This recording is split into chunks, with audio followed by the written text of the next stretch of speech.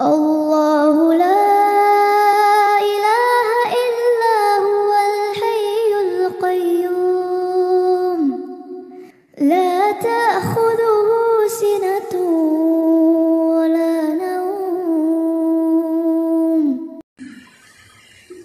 Baik, kita akan baca dulu. Bab qaulillahi azza wa jal, bab ma jaa fi qaulillahi ta'ala wala in adzaqna rahmatan minna min ba'di dharra massathu la yaqulanna hadzali.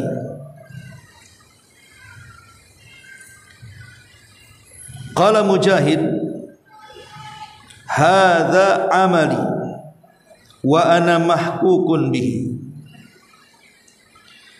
Wa qala Ibnu Abbas radhiyallahu anhuma yuridu min indi. Wa qawluhu qala innama utituhu ala ilmin indi.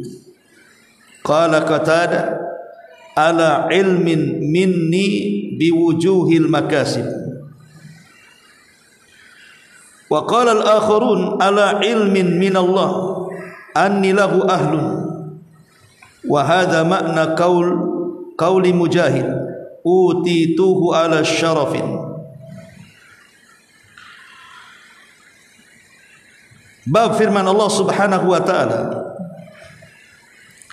dan jika kami melimpahkan kepadanya satu rahmat dari kami sesudah dia ditimpa kesusahan, pastilah dia akan berkata, ini adalah hakku.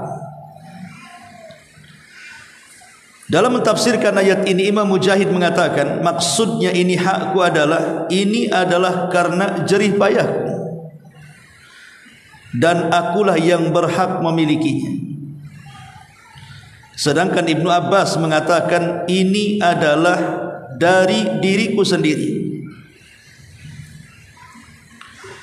Kemudian firman Allah Subhanahu wa ta'ala menceritakan tentang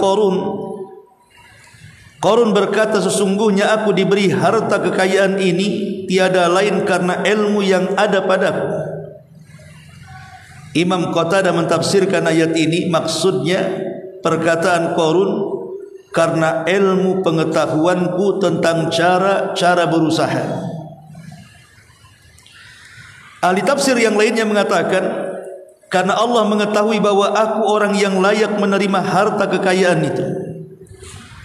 Dan inilah makna yang dimaksudkan oleh Imam Mujahid. Aku diberi harta kekayaan ini atas kemuliaanku. Baik, ma'asyiral muslimin wal muslimat rahimakumullah. Keterangan-keterangan dari para ulama salaf ini tentang surah Fussilat ayat 50 ini menjelaskan kepada kita tentang fenomena yang umum terjadi di masyarakat. Walaupun ayat ini bicara soal orang kafir, karena hanya orang kafir yang menasabkan nikmat itu bukan kepada Allah, tapi kepada dirinya sendiri. Meski demikian, al-ibratu bi umumil lafzi la bi khususis sabab. Namanya ibrah dalam Quran itu bukan sebab turun, tapi umumnya lafaz. Lah umumnya di masyarakat, ikhwatu fiddin muliakan Allah Subhanahu wa ta'ala, kalau ada orang yang kemudian awalnya ditimpa musibah kefakiran, mungkin dulunya dia susah, kemudian dengan kegigihannya dia bekerja, mulailah dia membuat bisnis ini, bisnis itu, berniaga ini, berniaga itu dan lain sebagainya. Akhirnya dia pun sukses sampai mencapai puncak kesuksesan dalam hidupnya. Lah terkadang orang-orang yang sudah sukses setelah dulunya dia fakir, dulunya dia susah. Terkadang orang-orang yang sudah sukses atau sudah kaya, sulit sekali mereka mengakui bahwa kekayaan itu datang dari Allah Subhanahu wa ta'ala. Sehingga ketika kemudian datang orang-orang yang hendak mengambil hak mereka dari zakat, sedekah, infak dan yang semacamnya, maka mereka mengklaim bahwa harta itu adalah karena jerih payahnya. Ini harta jerih payah saya. Ini harta karena kecerdasanku. Aku kaya wajar karena aku ini sekolah. Aku ini memiliki titel, aku ini pejabat, dan begitu seterusnya. Atau lebih detail lagi, karena mungkin Allah menghendaki aku ini kaya dan aku berhak untuk itu, dan lain sebagainya. Kalimat-kalimat yang menunjukkan kekufuran nikmat. Karena begini, ikhwatu fiddin, muliakan Allah Azza wa Jalla, memang harta ini adalah ujian bagi umat Islam. Nabi mengatakan setiap umat itu pasti diuji, tetapi ujian umat Islam ini ada di harta. Lah ketika kemudian kita ini berusaha untuk kaya, siang malam kita bekerja sehingga akhirnya kita bisa membeli rumah bagus, kendaraan mewah, uang setumpuk di rekening, dan begitu seterusnya. Tiba-tiba datang perintah, disuruh mengeluarkan 2,5% dari zakat kita. Terkadang kita berat mengeluarkannya. Kenapa? Karena harus diberikan kepada orang yang terkadang orang itu tidak ada kait-mengait dengan pekerjaan kita. Dia bukan yang memodali kerja kita, dia juga tidak membantu pekerjaan kita, bahkan terkadang kita juga nggak kenal siapa dia. Tiba-tiba kita disuruh untuk memberikan harta kita, walaupun tidak banyak, 2,5% kepada mereka. Ini kan ujian, ya. Lulus atau tidak? Terkadang banyak yang tidak lulus, karena memang Allah Subhanahu wa Ta'ala sudah mensifatkan manusia itu li hubbil khairi la syadid. Kecintaan kepada harta itu amat sangat kuat, mengakar dalam dadanya. Zuyyina lin-nasi hubbus syahwat. Manusia itu dihiasi dengan syahwat kekayaan, sehingga ketika kemudian diuji oleh Allah dengan perintah-perintah zakat, sedekah, dan yang semacamnya, dia pun mulai kemudian mengklaim bahwa kekayaan itu bukan datang dari Allah, tapi hasil jerih payah dia. Itulah yang terjadi dengan Qarun. Saat Qarun dulunya miskin, kemudian jadi kaya raya. Kemudian datang syariat zakat kepada Nabi Musa, dan Musa pun menghantar orang yang mengambil zakat kepada Qarun. Apa kata Qarun? Innama utituhu min ilmin indi. Bilang sama Musa, ini kekayaan bukan diberi oleh Robnya si Musa. Ini kekayaan diberikan karena aku cerdas, karena aku punya ilmu untuk mengelola sehingga berkembang dan kaya. Itulah kekufuran Qarun. Makanya dikatakan di sini, kata Imam Qatadah rahimahullahu taala, perkataan Qarun itu innama utituhu ala ilmin indi, kekayaan ini kudapati karena pengetahuan yang ada pada sisiku. Maksudnya ala ilmin minni biwujuhil makasib, atas pengetahuan yang bersumber dariku dari beberapa makasib, pekerjaan-pekerjaan. Mungkin kekayaannya dihasilkan dari jual beli, berbisnis, menanam saham, atau apalah namanya.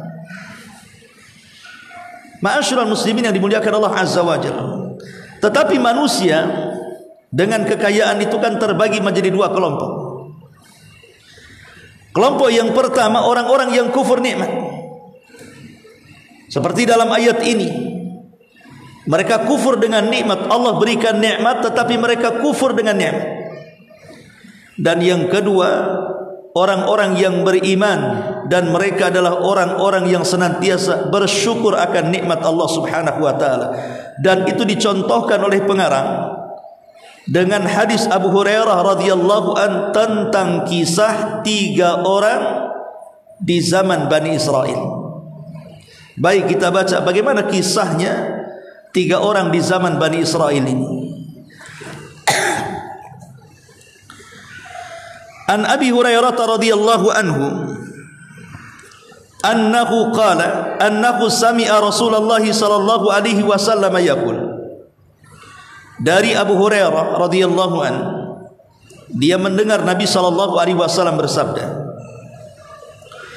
"Inna thalathata min bani Israil abras wa aqra wa a'ma."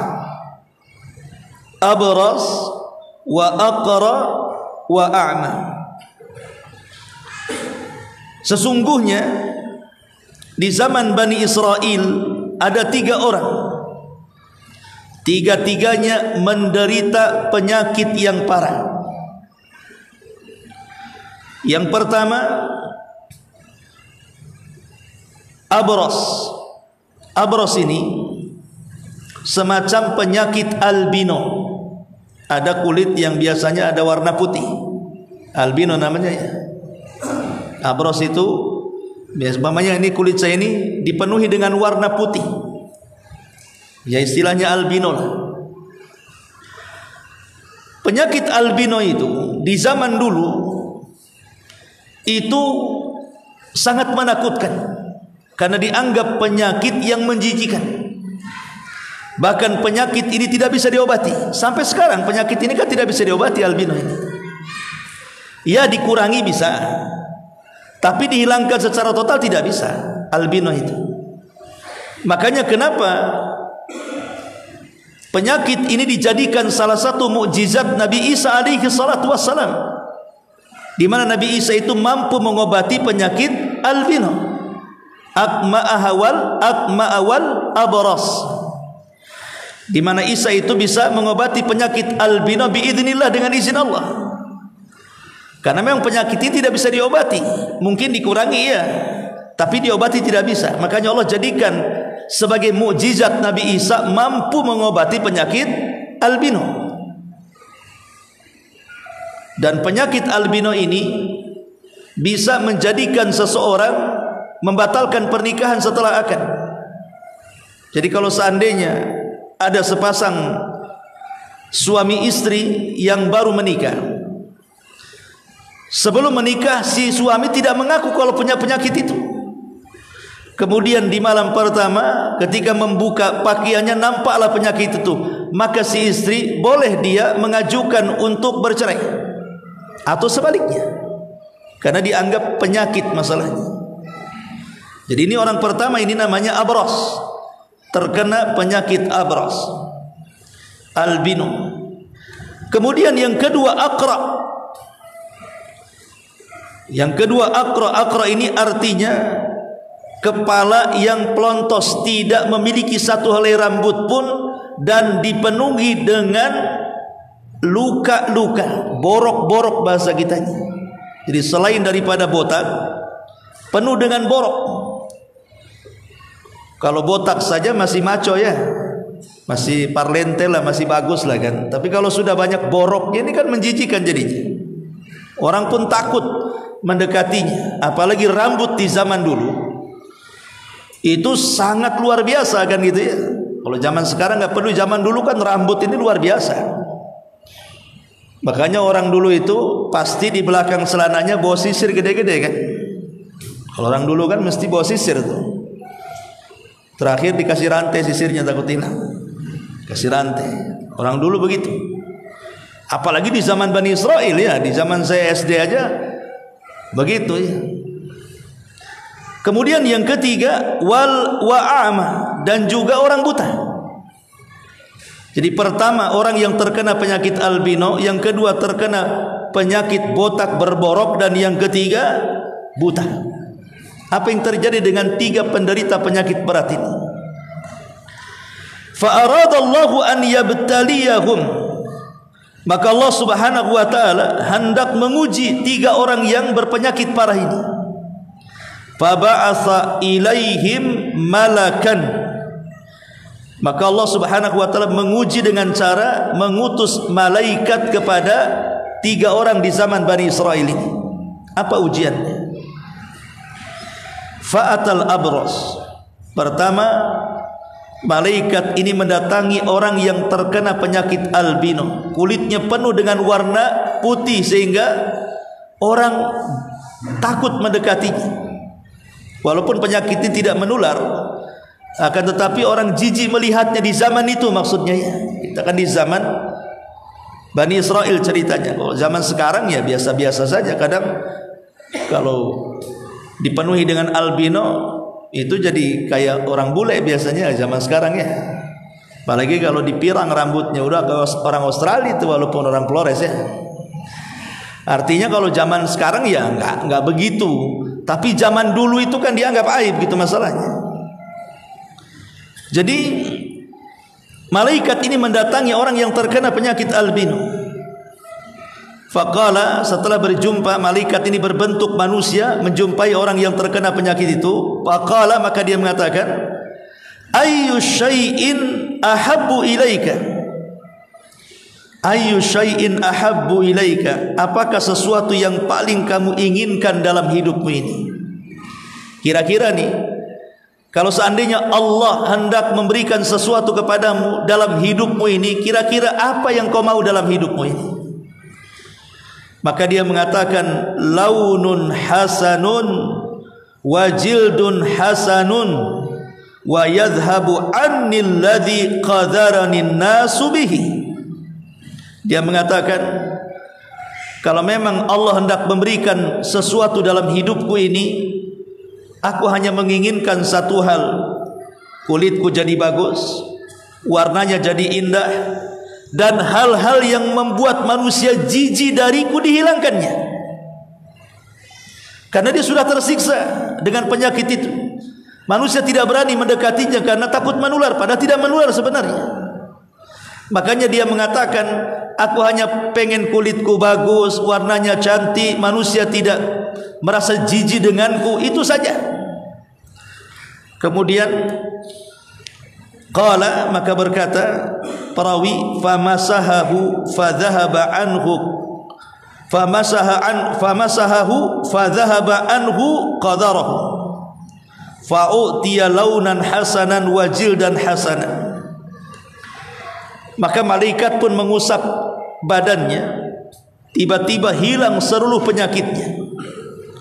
Langsung Allah berikan warna kulit yang indah, dan juga manusia sudah tidak jijik lagi dengan dia.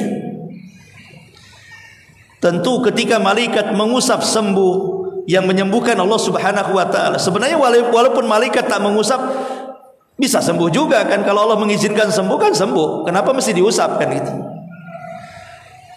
Mengusapnya malaikat ini dalam bahasa para ulama namanya badalul asbab, mengambil sebab. Karena innallaha idza arada syai'an ahya asbab. Kalau Allah menghendaki sesuatu itu Allah hidupkan sebabnya dulu. Sebenarnya tidak diusap pun pasti sembuh karena Allah yang menghendaki sembuh. Tapi dengan mengusapnya malaikat ini kepada badan itu hanya sekedar sebab saja. Bahwa yang menyembuhkan tetap Allah Subhanahu wa taala. Qala, kemudian malaikat ini mengatakan lagi, fa ayyul mali ahabbu ilaika? Sekarang kulitmu sudah sembuh, warnanya cantik, hal-hal yang membuat manusia tidak suka, jijik dengan kamu sudah tidak ada lagi. Saya ingin tanya, kira-kira kalau seandainya Allah memberikan harta kepadamu, kau suka yang mana? Harta apa yang kau kehendaki? Karena di zaman itu harta itu dinilai dari ternak. Makanya dia mengatakan al-ibilu awil baqar. Syakka Ishaq. Ishaq yang meriwayatkan hadis ini ragu-ragu apakah malaikat memberikan unta ataukah sapi betina. Yang jelas antara ini. Ini bukan dari Nabi, ini perawi yang ragu-ragu. Ya. Karena kita tahu bahwa harta itu kan tergantung daerah kan. Di zaman kita aja tergantung daerah. Orang desa, orang dianggap kaya itu kalau tanah sawahnya hektaran. Itu orang desa tuh. Ya, kalau agak pedalaman mungkin hektaran kebunnya, kebun kopinya, kebun apanya gitu ya. Itu kalau orang desa. Atau mungkin kalau orang desa yang lainnya mungkin kekayaan dilihat dari ternaknya. Mungkin sapinya banyak, kambingnya banyak gitu. Kalau orang kata kan tidak mungkin. Mau orang kata ini paling mungkin kos-kosannya banyak kan itu. punya pabrik, punya PT, ya. Begitulah terkadang kekayaan itu masing-masing tempat berbeda. Lah kebetulan di zaman itu kekayaan dinilai dari ternak. Orang kalau punya ternak banyak dibilang kaya. Makanya kemudian dia memilih unta. Fa'utiya naqata usyara. Maka dia pun diberikan unta usyara. Usyara itu unta bunting 10 bulan yang siap melahirkan. Diberikan unta bunting yang siap melahirkan. Faqala, maka malaikat ini mendoakan, barakallahu lak fiha, semoga unta yang hamil yang siap melahirkan ini menjadi berkah bagi hidupmu, peliharalah dia dengan baik. Kemudian malaikat ini pergi. Kemudian setelah pergi, dia mendatangi orang yang kedua yang punya penyakit akra, botak kepalanya penuh dengan borok, manusia pun jijik melihatnya dan menjauhinya. Kemudian kata malaikat, ayyu syai'in ahabu ilai, kalau seandainya Allah mengendaki sesuatu kepadamu dalam hidup ini, kira-kira apa yang kau mau? Maka si akra ini mengatakan, syi'run hasanun wa yadhhabu anni alladhi qadarani an-nasu bihi. Aku hanya ingin tumbuh rambut. Tidak cukup tumbuh rambut, rambutnya juga bagus. Jadi kalau orang punya rambut saja tidak cukup, harus bagus. Karena bagaimanapun kalau hanya tumbuh rambut saja, kalau jabrik nggak jelas tuh kan jelek juga. Ya. Kan harus bagus, rambutnya rapi gitu ya. Kalau sekarang kan banyak salon. Kalau orang dulu kan modelnya ikut-ikutan model kan. Kalau modelnya belah dua, semua belah dua satu kampung. Kalau zaman dulu, kalau miring ke kanan, miringkan semua ke kanan. Jadi zaman dulu itu bukan hanya sekedar itu rambut itu luar biasa gitu. Kemudian famasahahu fadhahaba anhu qadarahu wa utiya syi'ran hasanan. Kemudian malaikat pun mengusap kepalanya. Tiba-tiba hilang borok-boroknya, kemudian tumbuh rambutnya, dan dia memiliki rambut yang paling indah di tempat itu. Kemudian malaikat ini mengatakan, ayyul mali ahabbu ilai. Kira-kira kalau kau punya harta, harta apa yang kau kehendaki? Maka dia mengatakan, al-baqaru, saya ingin sapi. Fa'utiya baqaratan hamilan, maka dia pun diberikan sapi yang sedang bunting siap melahirkan. Qala, maka malaikat mendoakan, barakallahu laka fiha, semoga Allah berkahi hartamu ini dan berkembang. Kemudian malaikat yang menjelma manusia pergi dan beralih kepada orang yang ketiga yang buta matanya. Kata malaikat ini kepada orang buta si a'ma ini, ayyu syai'in ahabbu ilaik. Kira-kira kalau Allah berkehendak kepadamu sesuatu dalam hidupmu, kau minta apa yang kau sukai? Maka orang buta ini mengatakan, an yaruddallah ilayya basari fa absiru bihin nas, agar Allah mengembalikan pandanganku sehingga aku bisa menatap manusia. Famasahahu faraddahu Allahu ilaihi basara, maka malaikat mengusap kedua matanya dan Allah kembalikan pandangannya. Dia sudah tidak buta lagi dan bisa melihat. Kemudian malaikat mengatakan, fa ayyul mali ahabbu ilaik, harta apa yang kau sukai? Qala, dia mengatakan, al-ghanam, saya ingin kambing. Fa utiya syatun walid, maka dia pun diberikan kambing beserta anaknya. Fantajja hadhani wa walada hadha fakana li hadha wadin minal ibili wa li hadha wadin minal baqari wa li hadha wadin minal ghanam. Setelah malaikat itu pergi, entah berapa bulan, berapa tahun, wallahu alam, tapi yang jelas bahwa mereka semua sudah kaya. Orang yang punya penyakit albino disembuhkan, kemudian diberikan unta bunting melahirkan kembar. Kemudian dari dua anak unta ini dewasa, kemudian kawin melahirkan lagi. Akhirnya satu lembah isinya unta, yang satu lembah isinya sapi. yang satu lembah isinya kambing, karena mendapatkan doa keberkahan dari malaikat. Ini namanya apa? Namanya senang setelah susah. Seperti dalam ayat tadi kan awalnya susah dulu tuh, banyak penyakit, kemudian disembuhkan. Bukan hanya disembuhkan, dikasih kekayaan lagi. Senang sekarang dia, padahal dulunya susah. Itulah makna firman Allah Subhanahu wa taala, wala in adzaqnahu rahmatan minna min ba'di dharra massathu. Dan jika kamu menimpakan kepadanya satu rahmat dari kami sesudah dia ditimpa kesusahan. Orang ini dulunya susah kemudian senang. Sekarang tiba ujian. Allah ingin menguji 3 orang ini. Sekarang mereka sudah menjadi orang besar, sudah menjadi orang kaya, dimuliakan dan dihargai manusia. Sekarang Allah ingin menguji mereka. Mereka sudah bertahun-tahun lamanya diberikan nikmat oleh Allah. Bukan hanya hilang penyakit, kekayaan melimpah, dihormati orang. Thumma innahu atal abras fi suratihi wa hayatihi. Kemudian datanglah malaikat yang pertama kepada orang yang sebelumnya menderita penyakit albino tadi, dengan menyerupai dirinya saat ia masih dalam kondisi punya penyakit albino itu. Kenapa malaikat ini membentuk dirinya dengan orang yang ketika itu belum sembuh penyakitnya?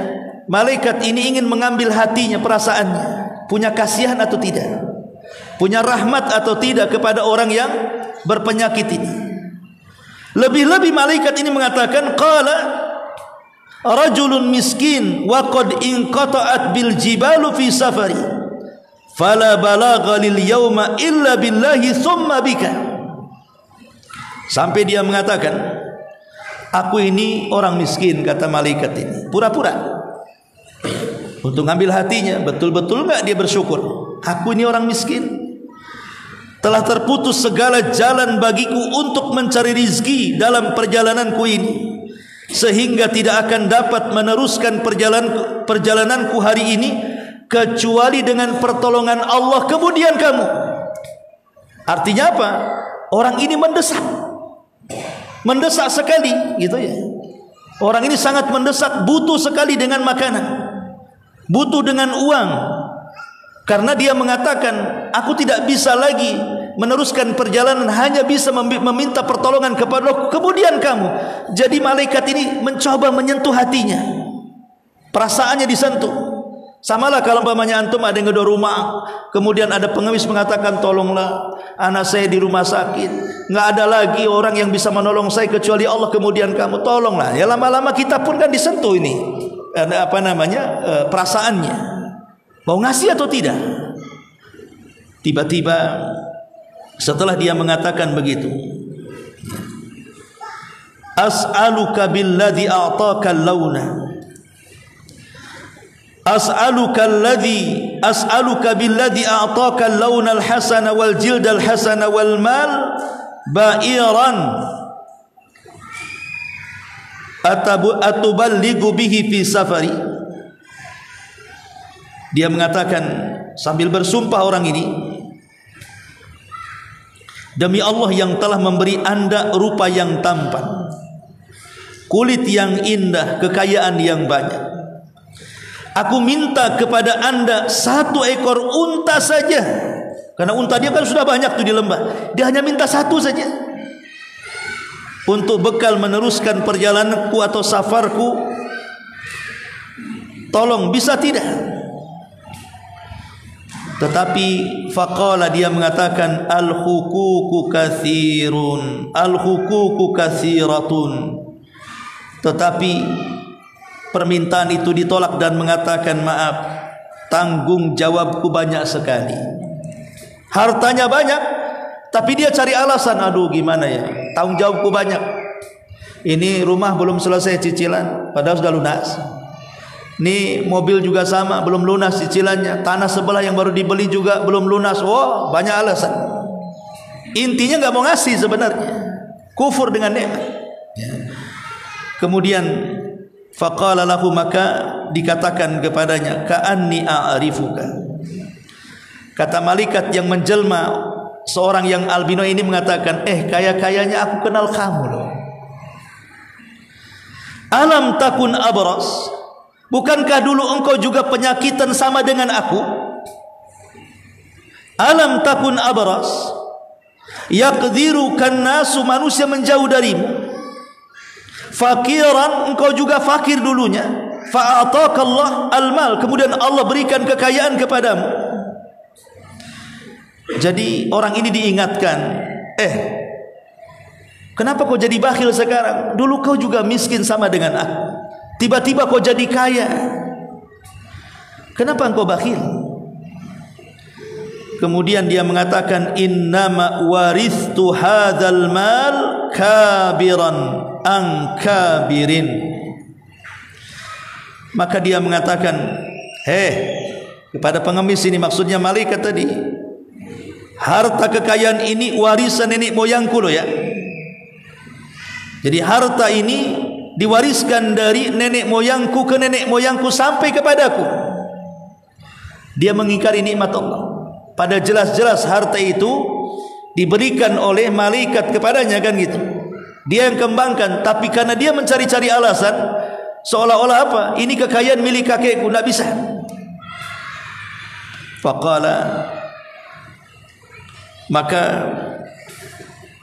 malaikat ini mengatakan, in kunta kadziba, kalau ucapanmu dusta, fasayyarakallahu ila ma kunta, pasti Allah akan kembalikan kondisimu kepada kondisi semula. Kesehatanmu akan dicabut dan akan dikembalikan penyakit albinomu, hartamu akan dirampas dan akan kembali fakir, dan begitu seterusnya. Jadi orang ini mengancam, tetapi orang ini tidak takut, seolah-olah tidak akan terjadi apa-apa. Rupanya betul, setelah malaikat ini pergi, tiba-tiba penyakitnya muncul kembali, dan semua untanya mati semuanya, dan dia pun kembali fakir dan dijauhi manusia. Nauzubillah. Kufur nikmat. Wala in kafartum inna adzabi lasyadid. Kalau kalian kufur, azabku sangat pedih. Kemudian malaikat ini wa'atal aqra fi suratihi, kemudian beralih kepada orang yang aqra, yang botak, yang penuh dengan borok, yang disembuhkan akhirnya menjadi tuan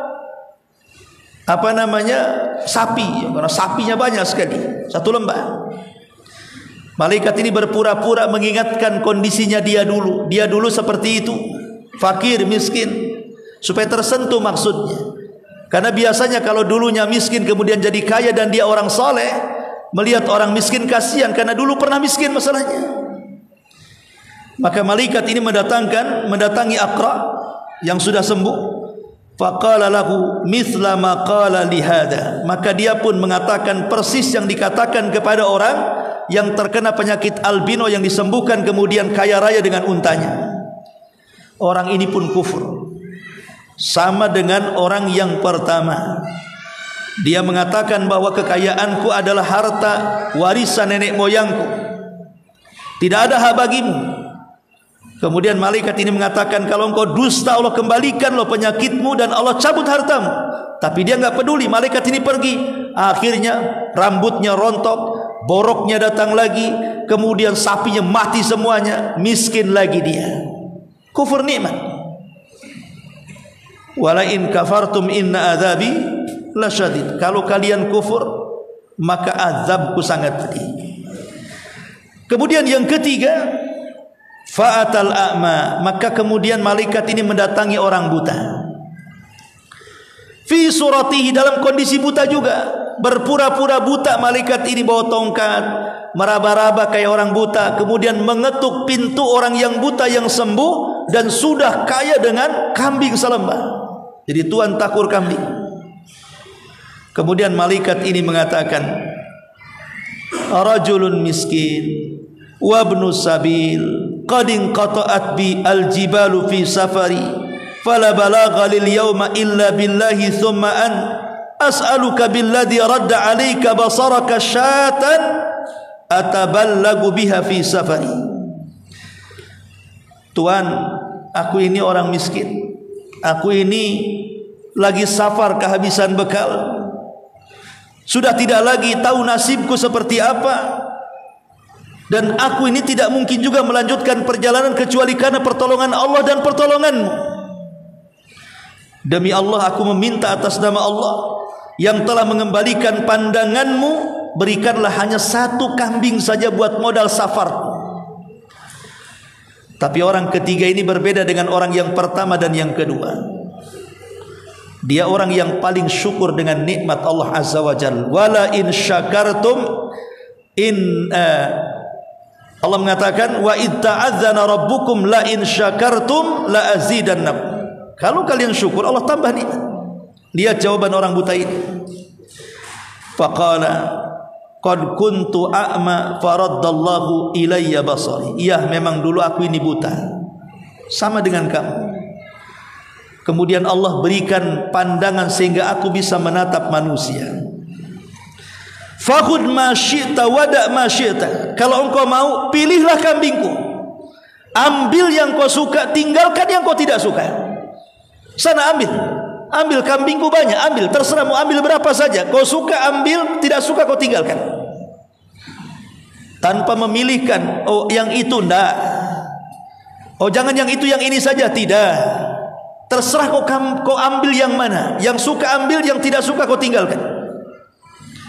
Kemudian dia mengatakan, fa wallahi la ajhaduka al-yawma bi syai'in akhadtahu lillah.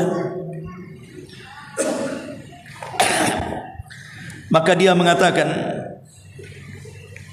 maksudnya orang buta ini, dia mengatakan, sungguh aku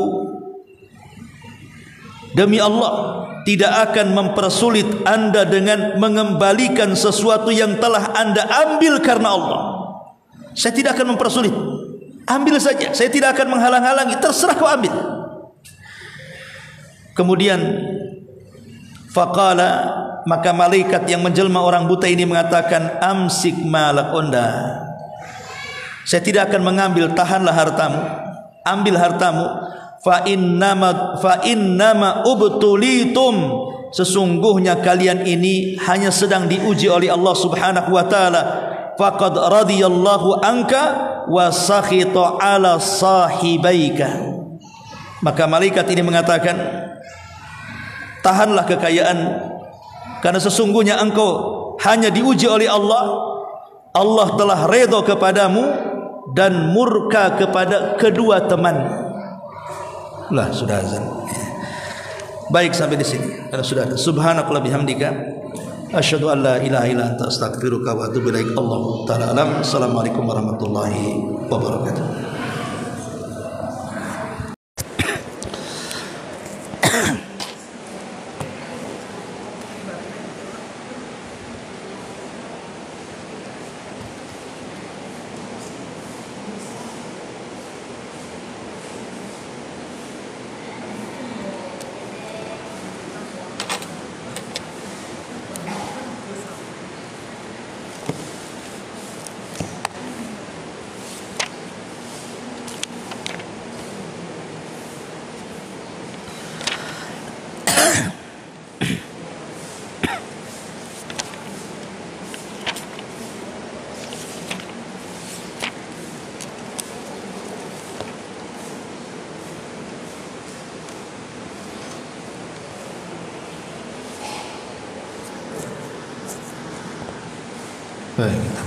Bismillahirrahmanirrahim.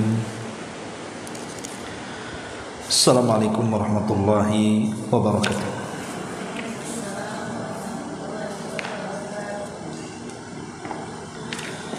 Alhamdulillah wassalatu wassalamu ala Rasulillah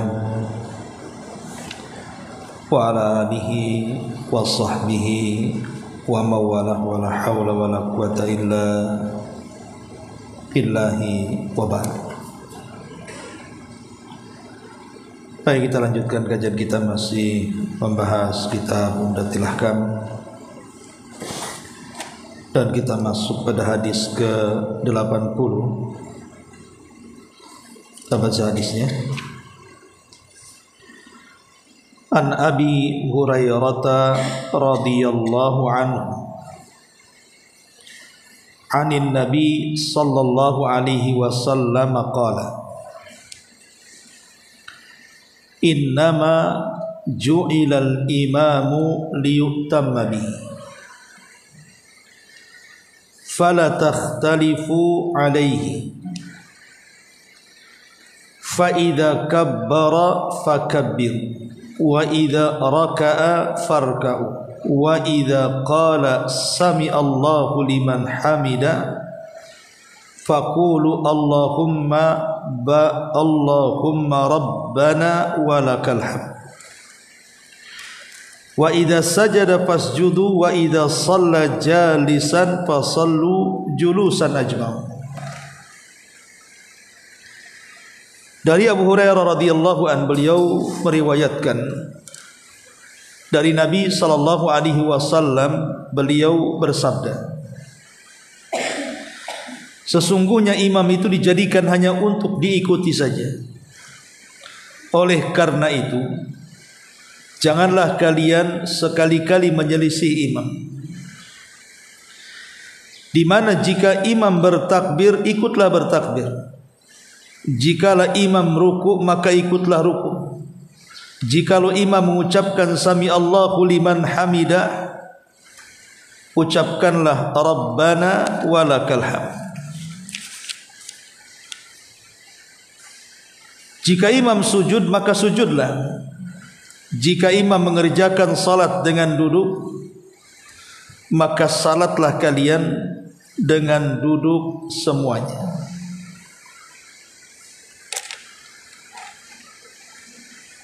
Kemudian hadis yang 81, karena juga hampir mirip. An Aisyah radhiyallahu anha qalat shalla Rasulullah sallallahu alaihi wasallam fi baitihi wa huwa syakid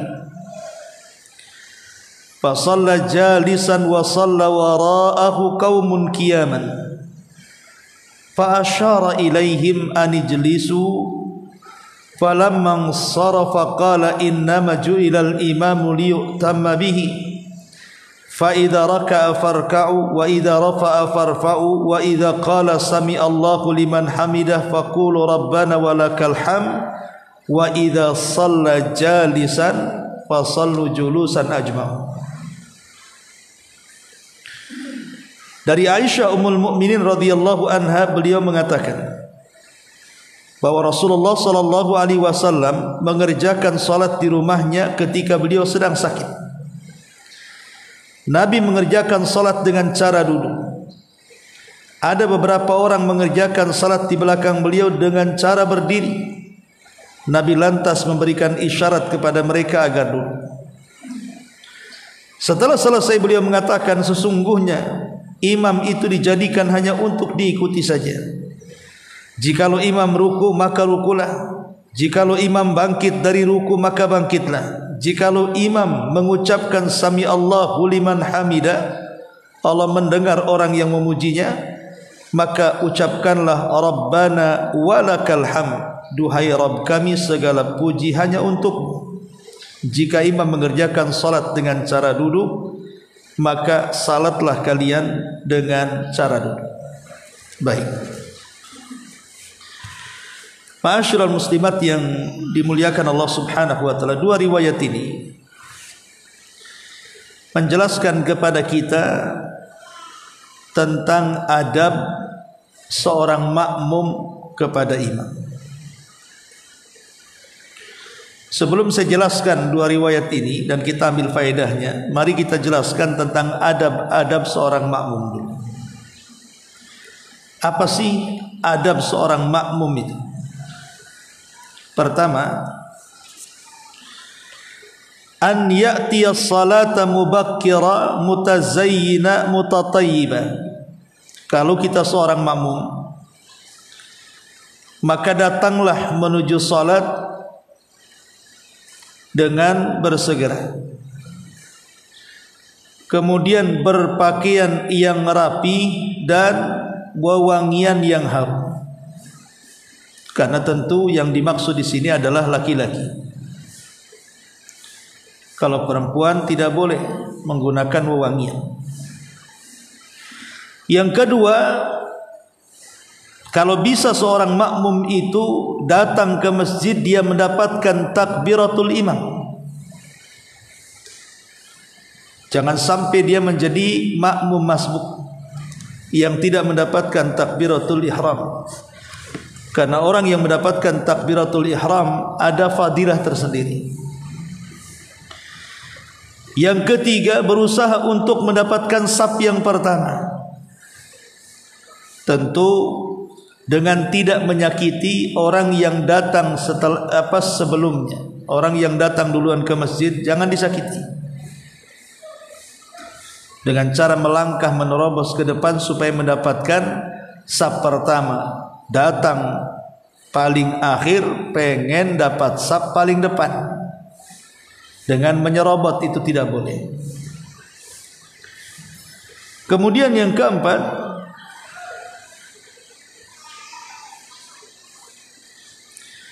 berusaha untuk menghilangkan hal-hal yang bisa mengganggu salat. Seperti umpamanya handphone sengaja tidak dimatikan. Karena saya beberapa kali sholat itu di beberapa masjid ada jamaah itu yang kadang-kadang waktu di tengah-tengah sholat handphonenya bunyi. Celakanya yang bunyinya pakai musik pula. Yang lebih parah lagi, karena dia orang awam, orang jahil, tidak mau dimatikan pula sampai selesai itu musiknya. Ini kan mengganggu namanya. Harusnya cepat matikan kan begitu. Atau dari awal memang sudah harus di silent. Kalau bisa jangan dihidupkan. Kemudian yang nomor 5, kalau seandainya seorang makmum melihat ada peluang di depannya untuk satu orang, maka majulah memenuhi saf tersebut. Jangan diam saja.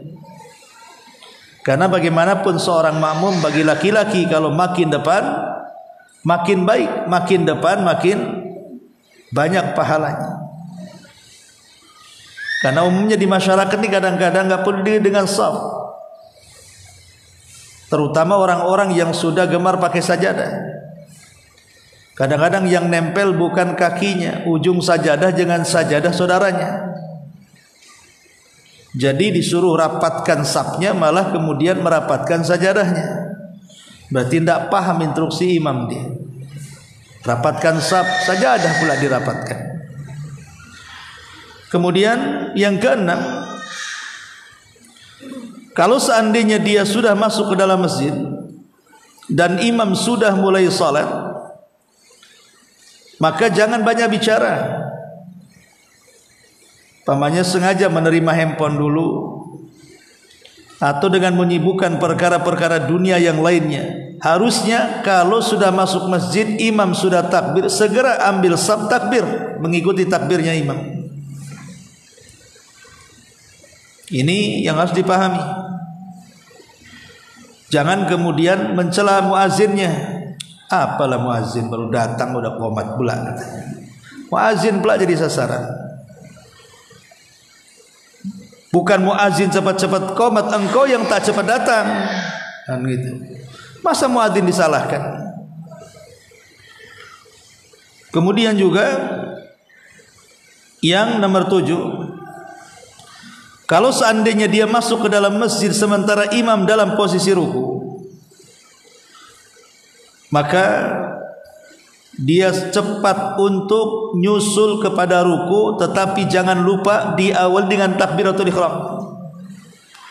Karena biasanya ada orang yang ketika melihat imam ruku langsung nyosor ruku tanpa takbiratul ihram, tidak sah salatnya. Karena salat itu dibuka dengan takbiratul ihram dulu, baru kemudian ikut ruku. Takut kalau kebanyakan orang seperti ini takut tidak dapat ruku. Karena melihat posisi ruku langsung ruku dia supaya dapat 1 rakaat. Padahal harusnya dia berdiri dulu, tumakninah, baru takbiratul ihram, baru kemudian ruku. Sebab kalau seandainya seseorang tidak melakukan takbiratul ihram terlebih dahulu, maka tidak dianggap salatnya karena dia belum masuk ke dalam salat. Kemudian yang nomor 8, apabila seseorang makmum masuk ke masjid dan salat jamaah pun sudah dimulai,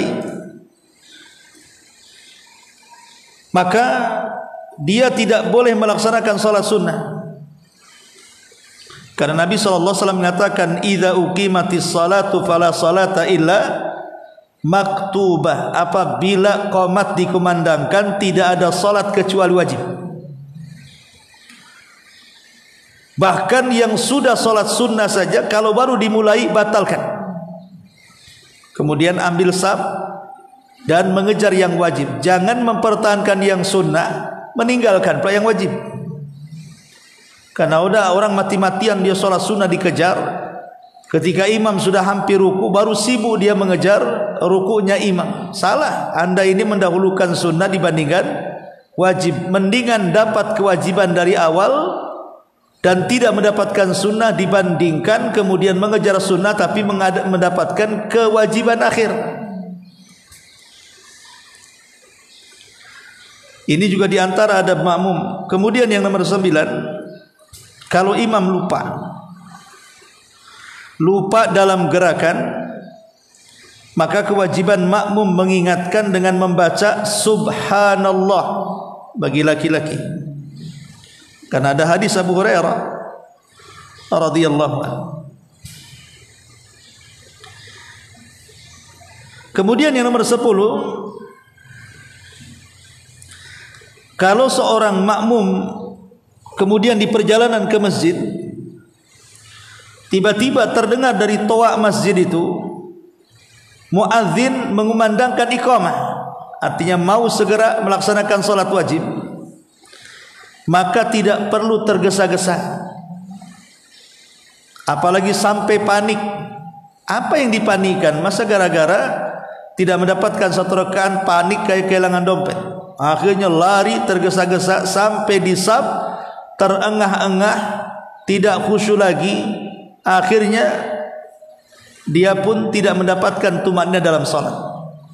Santai saja jalan, bagaikan biasa ibu jalan, ya jalan seperti itu, tidak perlu tergesa-gesa. Karena ada larangan. Rasul SAW sampai mengatakan, idza sami'tumul iqamata famsu fi salati wa 'alaikumus sakinata wal waqar.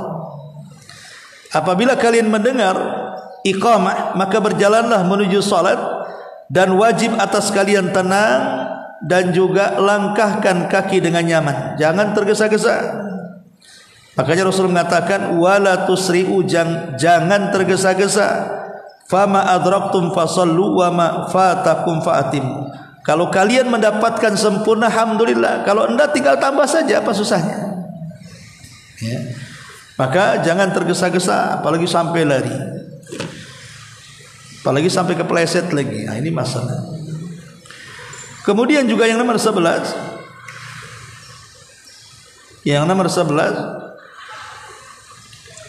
tidak boleh seseorang itu melakukan ruku sebelum masuk di saf. Memang ada hadis Abi Bakrah yang ruku dari pintu masjid berjalan sampai ke saf. Itu ijtihad sahabat. Ada seorang sahabat namanya Abi Bakrah radhiyallahu anhu. Ketika masuk ke dalam masjid lewat pintu, dia melihat Rasul dan para sahabat sedang ruku. Karena takut dia tidak mendapatkan ruku, dia sudah takbiratul ihram dari pintu, kemudian langsung ruku sambil jalan, kemudian dapatkan di saf para sahabat yang paling belakang. Selepas salat, Nabi SAW kemudian menoleh ke belakang, karena bagaimanapun Rasul itu punya mukjizat, sanggup melihat ke belakang seperti pandangan ke depan. Jadi Nabi mengatakan, siapa tadi itu yang ruku sambil jalan itu? Maka sahabat Abi Bakrah mengatakan, saya wahai Rasul. Maka Rasul mengatakan, zadakallahu hirsan, semoga Allah menambah kesemangatan dalam ibadah. Wala ta'ud, tapi jangan kau ulangi. Kalimat jangan kau ulangi ini, ada yang mengatakan maksudnya jangan kau ulangi solatnya, berarti rukunya dianggap dapat 1 rakaat, tidak perlu ditambah lagi. Atau maksudnya jangan kau ulangi ruku sambil jalan tuh. Ada 2 kemungkinan maknanya. Maka kalau seandainya mendapatkan imam sedang ruku, ya sudah, hampiri safnya, kemudian takbiratul ihram. Kalau mereka sudah takbir intikal ke i'tidal, kita dapat mendapatkan ruku, kan ada masalah. Apa masalahnya? Berarti kan kurang 1 rakaat, tinggal nambah nanti. Itulah mudahnya syariat Islam. Kemudian juga yang nomor 12, tidak boleh seorang makmum apabila sudah ditegakkan salat, sudah ditegakkan iqamah daripada salat, berdiri keluar, kecuali dia harus ikut salat berjamaah di masjid itu. Karena ada larangan di mana Nabi SAW melarang tidak boleh keluar setelah qomat dikumandangkan. Dahulu ada seorang laki-laki menemui Sa'id ibn Musayyib, seorang pemimpin para tabi. Sa'id ibn Musayyib ataupun Imam Malik, antara 2 orang ini,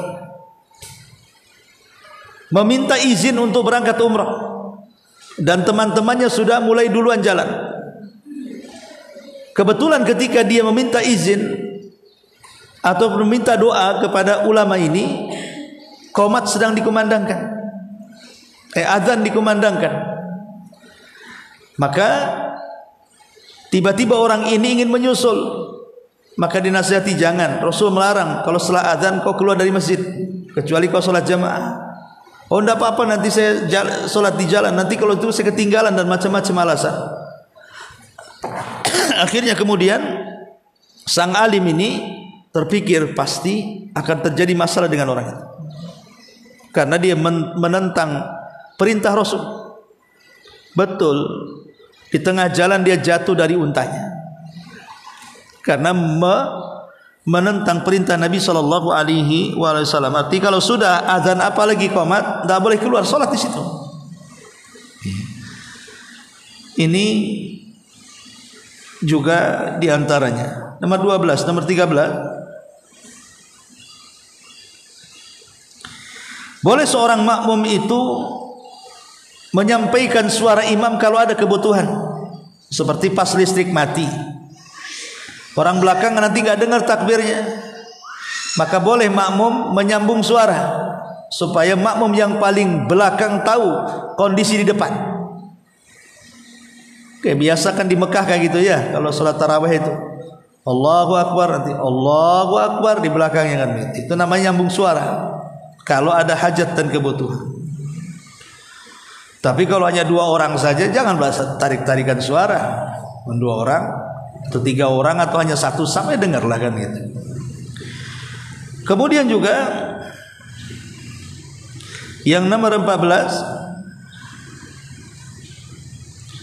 kalau seandainya imam ini telat datang, kalau seandainya imam telat datang dan telatnya cukup panjang gitu ya, orang udah selesai sholat, kita nunggu imam aja datang, maka boleh seorang makmum memilih makmum terbaik untuk menggantikan. Karena orang yang datang ke masjid sholat jamaah ini kan macam-macam dalam pikiran mereka itu. Ada yang terburu-buru karena ingin pergi kemana, ada yang sakit pengen ke rumah sakit, ada yang macam-macam lah istilahnya. Maka jangan memberatkan makmum. Kalau imamnya lama datang, adalah mana makmum yang layak, suruh maju, dibolehkan. Kemudian juga yang nomor 15, kalau selesai sholat tidak boleh seorang makmum langsung keluar sampai imam memutar badannya menghadap kepada makmum. Kemudian juga yang selanjutnya, tidak boleh mengambil saf di antara tiang. Pemainnya tiang nih ya. Kalau memang tidak banyak jamaah, hindari tiang, jangan sampai safnya nabrak tiang. Illa indal hajah, kecuali karena ada hajat kebutuhan, masjidnya ramai. Terpaksalah akhirnya karena ramai masjidnya, tidak mungkin kemudian membuat saf menghindar tiang, nanti tidak cukup jamaahnya, maka boleh seseorang kemudian membuat saf dan nabrak tiang, ada masalah, karena memang ada hajat kebutuhan. Tapi kalau tidak ada hajat, hindari tiang supaya tidak terputus safnya. Ini juga bagian daripada adab makmum.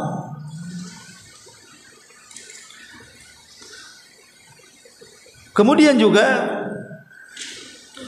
boleh seorang makmum membenarkan bacaan imam. Boleh seorang makmum membenarkan bacaan imam, bukan dengan tasbih. Tasbih itu dalam gerakan, tapi kalau dalam bacaan dia sesuai dengan bacaannya. Dia baca ayat keliru, kemudian kita baca supaya si imam paham bahwa dia sedang ditegur dan salah yang dilakukannya. Ma'asyiral muslimat yang dimuliakan Allah Azza wa Jalla, dan banyak lagi tentang adab-adab daripada makmum. Baik, kita masuk pada dua riwayat ini. Dua riwayat ini menjelaskan kepada kita tentang seorang makmum itu harus mengikuti gerakan imam. Dalam hal ini ada 4 kondisi yang harus dipahami tentang seorang makmum saat mengikuti gerakan imam. Kurang lebih 5 kondisi, dan berbeda satu hukum dengan hukum yang lainnya. Kondisi yang pertama, haram. Kapan kondisi itu diharamkan? Ketika seorang makmum mendahului imam. Imam belum ruku, makmum pula sudah ruku. Imam belum sujud, dia pula paling duluan sujud. Imam belum salam, dia sudah sampai rumah, sudah pulang. Nah, ini namanya mendahului imam dalam gerakan, tidak boleh, haram. Ya, tidak boleh mendahului imam. Kalau imam belum ruku, jangan ruku. Imam belum sujud, jangan sujud. Jangan imam belum ruku sudah ruku, imam belum salam sudah salam, sudah kabur duluan. Yang kedua, makruh. Kapan kondisi makmum itu hukumnya makruh? Ketika seorang makmum itu gerakannya sepadan dengan imam, persis, nggak ada jeda, sama. Imam ruku, makmum ruku, gerakannya sama. Harusnya kan imam dulu walaupun sebentar baru makmum. Ini gerakannya sama. Maka menyamakan gerakan dalam solat dengan imam, ulama mengatakan fayuqrahul lil ma'mumi an yuwafiqa imamah. Makruh hukumnya bagi makmum untuk menselaraskan gerakan-gerakan bersama imamnya fi af'ali salati, pada perbuatan-perbuatan salat. Dan terkhusus pada takbiratul ihram, bukan makruh tapi haram. Kalau imam takbiratul ihram kita sama-sama takbiratul, ini haram. Sepakat. Maksudnya selain takbiratul ihram itu makruh. Ini yang kedua. Yang ketiga, makruh juga ta'akhur. Fayukrahu lil ma'mum an yata'akhara an mutaba'ati imamihi fi af'alis salati. Seseorang sengaja melambat-lambatkan ketika mengikuti imam. Imam sudah ruku lama sekali. Ketika dia hendak bangkit tinggal sedikit lagi dia mau i'tidal, baru ruku dia. Dikhawatirkan orang yang memperlambat seperti ini nanti terjebak lewat 2 rukun, jadi batal sholatnya. Maksudnya terjebak 2 rukun itu, imam udah dikit lagi i'tidal nih, dari rukun nih mau bangkit begini, baru kemudian kita ruku, sibuklah kita ini baca subhana rabbiyal azim. Akhirnya imam sudah i'tidal langsung ke sujud, kan 2 gerakan dia hilang, itu bisa batal sholat. Ya, maka jangan sampai kemudian seorang makmum melambat-lambatkan gerakan. Ustaz, masalahnya imamnya ngebut, lihat ngebutnya. Sampai mana giginya tuh? 100 ke 60? Artinya lihat ngebutnya. Kalau masih bisa kita ini membaca, walaupun hanya satu bacaan, ikut. Karena yang wajibkan satu bacaan ataupun 2 kali terulang Subhana rabbiyal a'la atau Subhana rabbil azim itu kan kedua ketiga kan sunnah, yang wajibkan satu. Tapi kalau sama sekali tidak bisa diikuti, bagus, turun masjid, cari masjid lain. Kemudian yang keempat, kondisi yang keempat, mutaba'atu fayusra'u lil ma'mum an yutabi'a imamahu fi af'ali salat. Kondisi yang keempat inilah kondisi yang benar. Ittiba, mengikut contoh yang diajarkan Nabi SAW, artinya disyariatkan kepada makmum untuk mengikuti imamnya dalam setiap salat, tidak dilambat-lambatkan, tidak dalam kondisi setara atau melebihi sebelum imam. Itu yang diperintahkan. Ya. Jadi ketika imam ruku, ya langsung ruku. Ketika imam i'tidal, ya langsung i'tidal. Jangan melambat-lambatkan. Karena bagaimanapun melambat-lambatkan dimakruhkan oleh para ulama, ataupun menyamakan gerakan, atau yang diharamkan lagi justru mendahului gerakan imam. Makanya di sini Nabi mengatakan di dalam hadis ini, innama ju'ilal imam liyutamma bihi. Dijadikan imam ini untuk diikuti gerakannya. Jadi dijadikan imam ini untuk diikuti gerakannya. Dan yang terakhir, yang fatal sekali, yaitu seseorang melambatkan gerakan sampai hilang satu rukun. Ini bisa batal sholat. Pamannya imam ruku, dia sudah i'tidal, kita pula baru ruku. Lah ini mana satu nih kan? Ini sudah bisa batal sholatnya kalau kayak gini. Nanti imam sudah sujud, kita baru sibuk i'tidal. Nah ini bukan lambat lagi, ini lemot. Jadi ini yang kelima yang paling fatal nih. Lambat banget gitu ya, sampai 2 rukun terlewati, batal sholatnya. Inilah makna innama ju'ilal imam liyutamma bihi. Dijadikan imam itu untuk diikuti. Kalau imam ruku, rukulah. Kalau imam sujud, sujudlah. Kalau imam baca sami Allah liman hamidah, maka kita katakan Rabbana walakan. Wa idza shalla jalisan, di sini syahid, fa shallu julusan ajma'u. Apabila imam dalam posisi dia sedang sujud, maka sujudlah kalian. Kita tahu bahwa apa syarat seorang imam boleh mengimami dalam posisi duduk? Pertama, imamnya harus imam rawatib. Memang imam yang ditunjuk masjid dia jadi imam. Kalau imamnya bukan imam rawatib, umpamanya orang safar, ada musola, nggak ada penunjukan imam rawatib di musola itu. Jangan pula orang yang sedang setruk di kursi roda jadi imam, ya, karena dia bukan imam rawatib, harus imam rawatib. Yang kedua, posisi dia boleh duduk, sholat duduk itu kalau sakitnya masih diharapkan kesembuhannya. Itu sakitnya temporary aja, kebetulan asam urat, kan. Kemudian ya paling seminggu 2 minggu biasa sembuh, bisa berdiri lagi, maka boleh dia mengimami dengan duduk. Tapi kalau dia permanen, cacatnya permanen, memang dia duduk terus tidak bangun-bangun, maka orang seperti ini nggak menjadi imam. Walaupun Rasul pernah menyolati dalam posisi jadi imam dan dia duduk. Itu yang dijadikan syarat para ulama. Bolehnya imam duduk, pertama memang dia orang situ dan menjadi imam rawatib. Yang kedua, sakitnya harus dilihat apakah sakitnya permanen atau temporary saja. Kalau sakitnya tidak permanen, masih diharapkan kesembuhannya, boleh. Karena satu ketika dia akan berdiri. Tapi kalau permanen, tidak layak jadi imam. Karena bagaimanapun syarat dari berdiri ketika sholat itu bagian daripada rukun, kecuali sholat sunnah. Ya. Ini yang harus dipahami. Kemudian yang harus dipahami juga tentang masalah ini, kata Imam Ibnu Qudamah rahimahullahu ta'ala dalam kitab Al-Mughni, dia mengatakan, al-mustahab lil imam idza marid wa ajaza anil qiyam an yastakhlif lianna an-nas ikhtalafu fi sihhati imamati.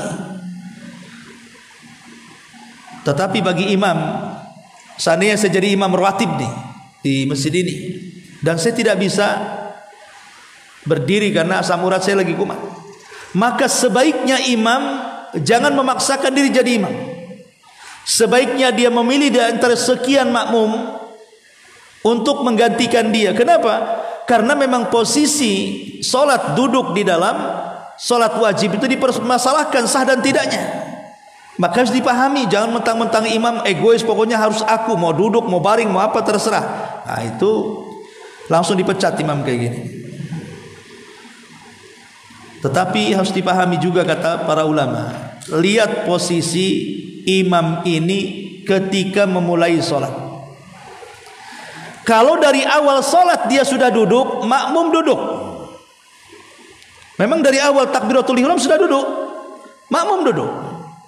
Tapi kalau duduknya imam itu terjadi di pertengahan, pamannya satu rakaat pertama berdiri sanggup, rakaat kedua tak sanggup, roboh dia, akhirnya duduk, maka makmum tetap berdiri. Paham di sini ya? Ya, jadi posisi makmum itu kapan dia duduk bersama imam, kapan dia berdiri bersama imam, ketika lihat permulaan imam itu. Jadi kalau seandainya ibu sholat sama suami di rumah, menemani suami yang lagi sakit, lihat suami ini ketika takbiratul ihramnya dia berdiri atau tidak. Kalau dia berdiri, berarti ibu tetap berdiri sampai selesai. Tapi kalau dari mulai sholat suami sudah duduk, ibu ikut duduk. Ibu ya, itu diantara adabnya. Adab kapan seorang makmum ikut duduk dan kapan berdiri depan imam duduk. Ini juga diantara faedah dari wa idza shalla jalisan fasallu julusan ajma'u. Wallahu alam. Saya kira ini yang bisa dipahami dari hadis ini. Baik. Sebelum saya tutup, kalau ada yang bertanya silakan.